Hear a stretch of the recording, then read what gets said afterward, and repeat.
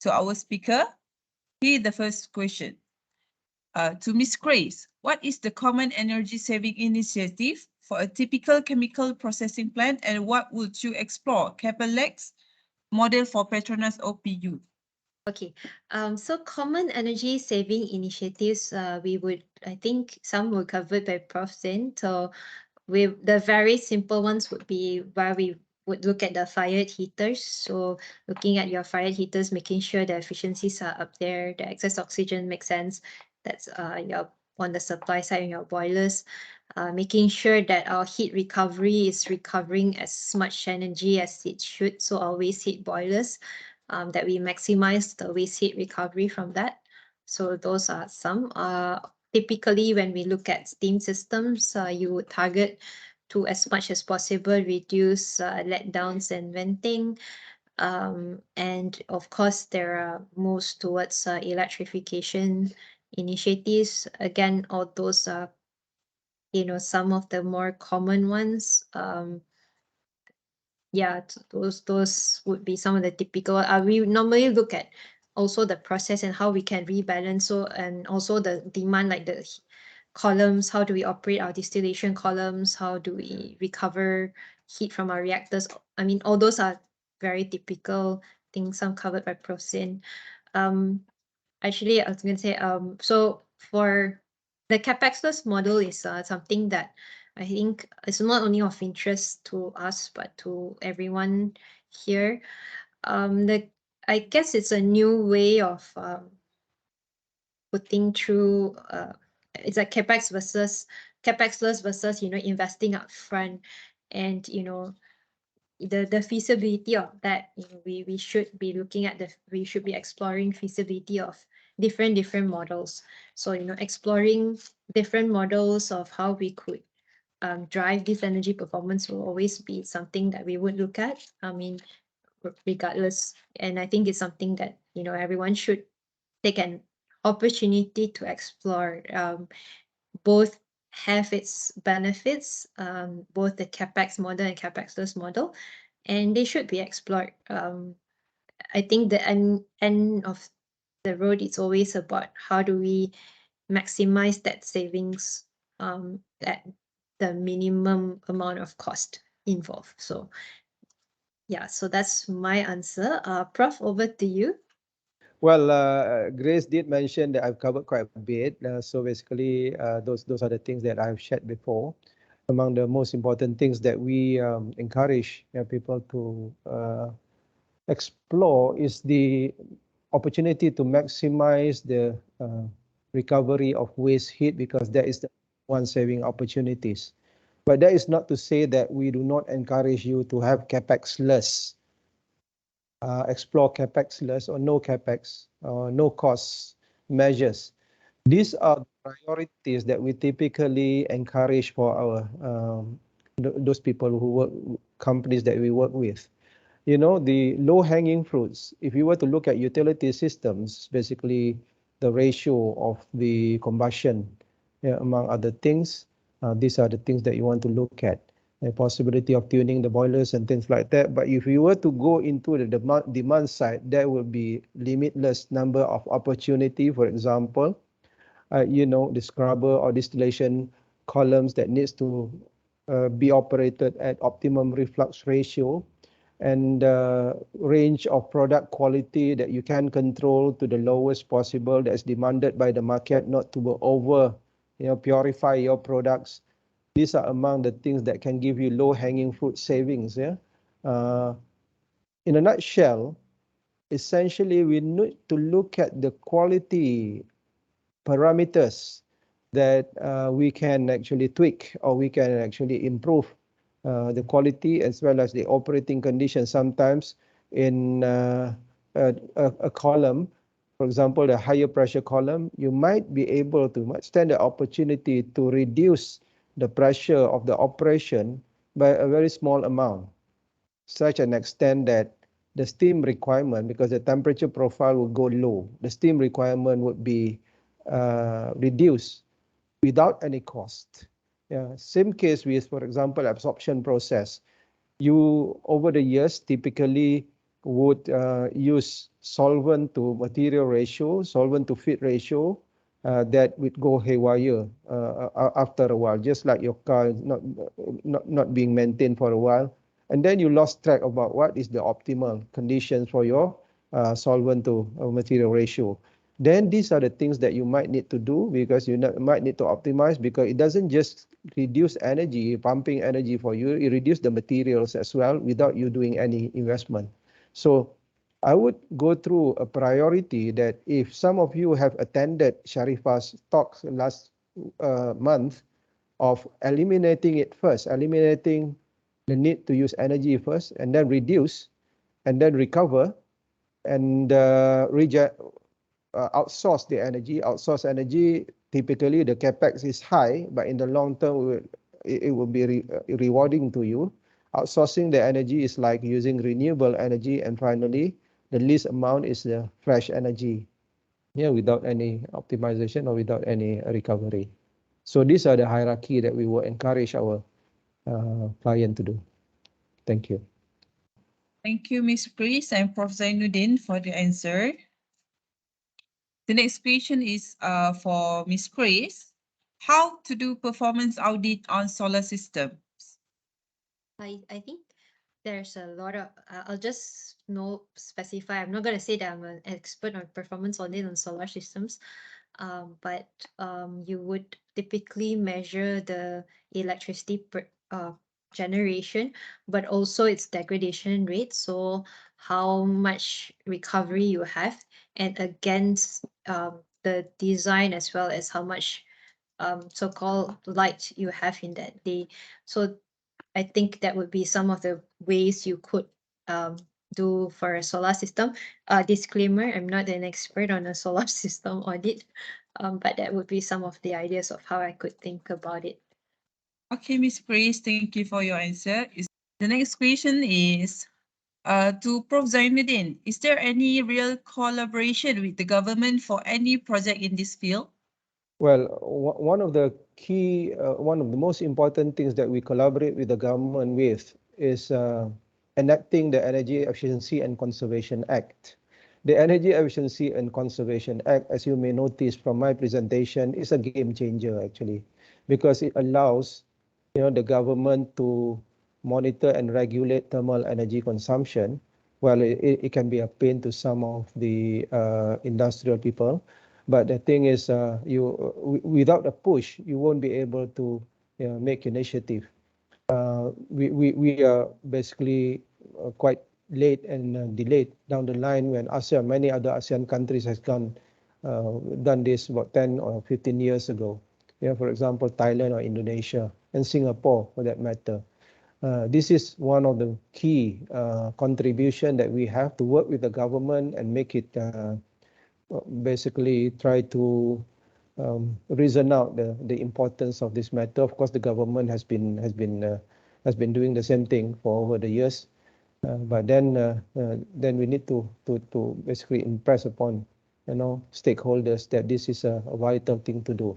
This one thing, and collaboration with companies. There's a lot, there are many, on a project of maximizing energy. So basically, some of which I have given you some examples earlier. Thank you, Prof. Z. The next question is for Ms. Grace. APC, AMS, Flyware, Optic. What is the benefits and issues? I think the benefits is when you have visualization, or you have something there, you can see what's going on. That's always a benefit in highlighting where your losses are. APCs, or having it in controls, means that in a way it's automated, and it does not require, or requires minimal intervention. So, or it doesn't depend on who is operating on that day. So it's more institutionalized, right? So in terms of the benefit. But I guess the issues or the challenges will always be instrumentation. I think for all of us who are in this room, who do work on a lot of utility supplies or energy systems, having sufficient base layer controls and instrumentations that are able to do the controls or control well would be some of the issues. So or challenges to a certain extent, right? So having like, for example, even individual fuel meters or GHV meters that allow you then to optimize it automatically.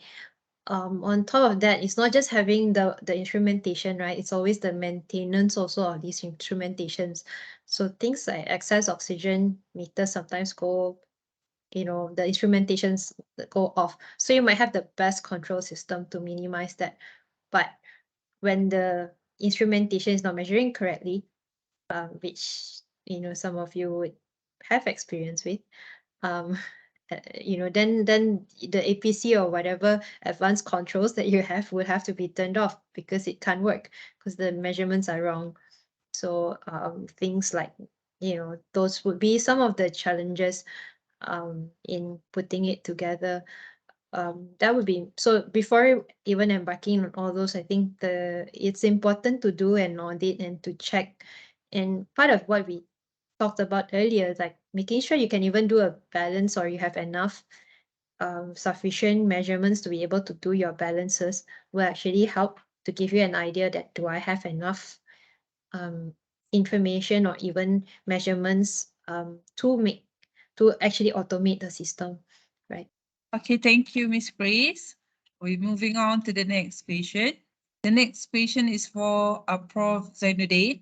Other than using pinch analysis method, what are other methods that can be used in identifying waste heat recovery?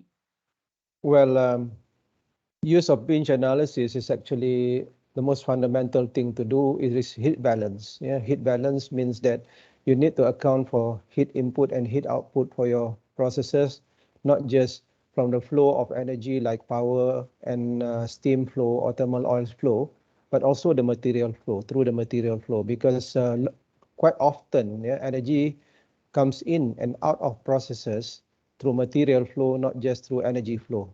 So we have to be holistic in terms of identifying, because Sankey diagram typically will focus on energy flow like electricity as well as thermal oil or steam or fuel.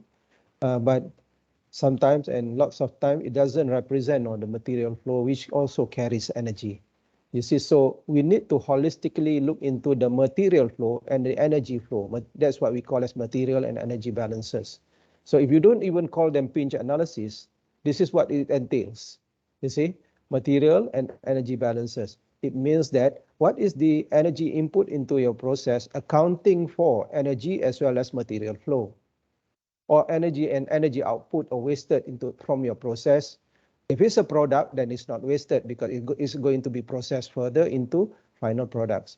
But if it's a waste gas, for example, then you need to look into that. Or it's a wastewater at a certain temperature, then you need to look into those. Those are not called pinch analysis, but it's essentially what accumulation of that, a systematic approach is called pinch analysis. How much heat you have available, how much heat you can be recovered, what is the limit of recovery, that is pinch. Limit is the pinch for heat recovery or waste heat recovery. So you need to account for those. When you account for all the possible things, not just one particular section of your plant, we quite often have one utility manager or one section manager who is in charge of the dryer.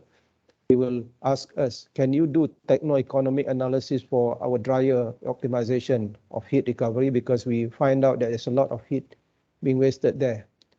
I told them, I saw that you don't only have dryers, you also have separators, distillation column where there are waste heat. But that is not within my section. I'm not in charge of those. So you're not looking at the systems approach in that case. Why? Because if you recover from the dryer, you'll be surprised that other areas or other units might be able to provide you the amount of heat far more than what you have from your dryer, so that the whole plant can benefit altogether.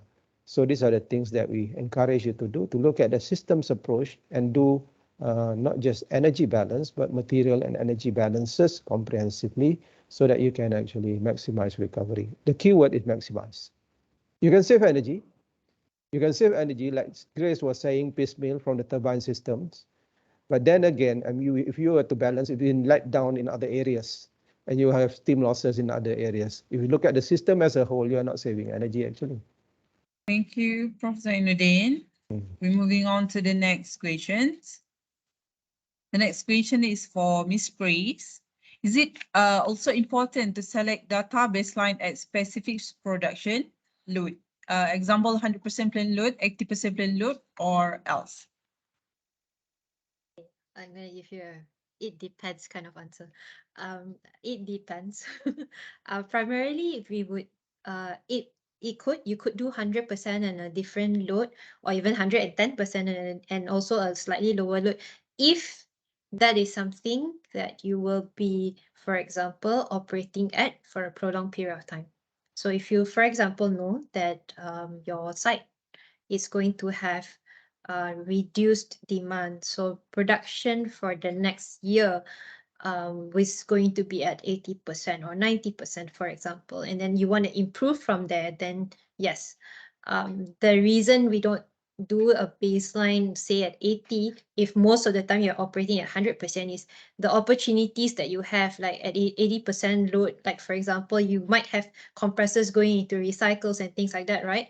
So that's or fine tuning those type of things at an 80% load, and if it only happens 5% of the year or but like very rarely, then the effort to make sure that you're optimizing at that level may not, I mean, the time and the effort that you spend, right, to do the studies and making sure that you can implement and sustain, because you won't be sustaining it at those levels. So that's why we normally take something that's higher or typical operations. That's why I said typical operations. If you are in a situation where there are going to be different loads and different types of products, then the answer is yes. But it will depend, because the idea is the end game, right, is that all these opportunities or ideas for gap analysis, end game is to implement and sustain them. So what you pick as your starting point has to be something that in a way is representative and is where you're mostly going to operate. But you could do also cases where this is one case, and then if I operate at this case, then these are the other things that I could do. Because there are things to do at slightly lower loads, but usually because the plants are not designed to always continuously operate at low loads, you start having other issues. But I'm not saying that you can't do it. You can. We've done high load, low load case also when we know that we will be running that kind of operations for a prolonged period, then yes, it makes sense. It's just about, the effort and the time and where you want to spend that, where it will be most likely to be implemented, right? So, so it could be even at 110% load for that matter. Thank you, Ms. Grace. So we're moving on to the next question. The next question is for Prof. Zainuddin. What is the best way to get started or be involved in thermal training courses, and what are minimal requirements or qualification to get started? Well, we have got a few thermal energy training courses. If you are interested in them, you might contact us at OPTIMISE information or something like that. Excel may be able to respond to this. The thermal energy recovery training, technologies training, is the one that I've shown you in our slides. Yeah, these are the certification programs, certification course, because the mission is actually to transfer technology to industries who would like to maximize energy, which is the number one energy loss is actually thermal energy, yeah, in industry to heat recovery. The other one is basic thermal energy training that we have, and the basic qualification is typically if you have a, because we would typically browse through or run through the basic heat balance or energy balance, not going through them again. So it should be a prerequisite. Undergraduate degree in typically engineering, mechanical, process, civil engineering would be okay, would be acceptable. Other than that, I think you don't have any other requirements. Thank you, Prof. Zainuddin. Next question for Ms. Grace. In a brief, if I was to carry out an analysis for a plant energy usage, where should I begin? I think I alluded to part of it. I would start at the basic, what's your mass and what are your energy balances? So, looking at your system itself. So for example, picking a baseline or a period, say when the plant was operating fairly stable, and then you start doing your understanding of your balances. So where your mass in, your mass out, what for that situation, what are the energy inputs, your utilities that you're using, the heat that you're recovering. From those balances, you normally would also be able to see then which are your big producers and consumers, also from your process side as well as in the utility system. So I would always start, for us, even whenever we go to a site, we always start at the baseline or finding out where you currently are or typically operate. So that means finding, usually we try to find a period where, things are stable. Then we do our balances to try to understand the system. Then we model the site. So I would always start at the very basic, and in understanding the overall system as well, because as I think I alluded previously, like knowing how it interacts, not just your utility system. So utility systems includes your headers, as well as how it interacts with the process. So we always go in understanding of both the energy as well as the process, or the utility systems and the process system, understanding that first. So I think Prof Zen did give some hints also, like, looking at your PFDs and making sure that's where it is. Then then only when we improve a particular equipment, then we know, okay, these are the big energy consumers. But in the context also of a bigger picture of, if I change this or if I reduce here, what is the overall impact on the system? Because the balances and all that tell you very quickly, like where you're losing. So you can sometimes just from balances know where you're losing, what material losses you're having, what venting you potentially are having, which are the more inefficient equipments. Those would be like typical. So you have actual, and then you have what Prof talked about, your different types of benchmarks that you can use to go against or calibrate or benchmark against. So that's where I would start. Prof, over to you. Okay, I think I will just give a simple example. If you want to improve your finance, if you want to optimize your expenses or expenditure, where do you start? So I would start looking at the balance sheet. Looking at your bank balance sheet, where is the sources of your expenses and where do you spend your money and where you get your money, and are there any ways that you can reduce the spending? There are multiple ways that you have spent your money, so where can you reduce them? That is what exactly Grace has been trying to mention, and I did the same. Material and energy balances is the equivalent of bank balances, I would say. If you wanted to optimize your energy systems, basically you will have to look at the bank balances. Okay, not bank balances, but the material and energy balances. Just like if you want to optimize your finance. That is the most fundamental and most basic. People call it baseline. When talking about baseline, people always think, in the building audit, there are many ways to do it.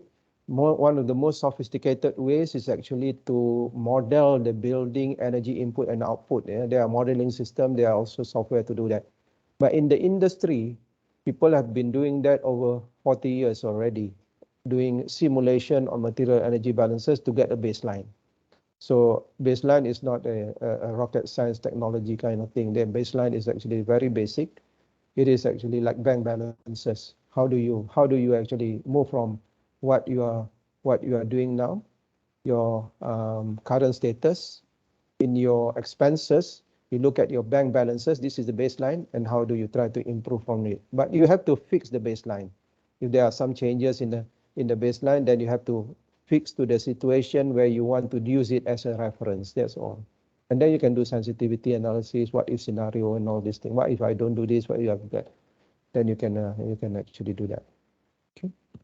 Thank you, Ms. Praise and Prof. Zainuddin. The next question is for Ms. Praise. Thermal energy always refers to the recovery of heat, waste, boiler, steam. And what was GTS 10 on energy recovery in cryogenic industry? I assume this means recovery of cold energy, right?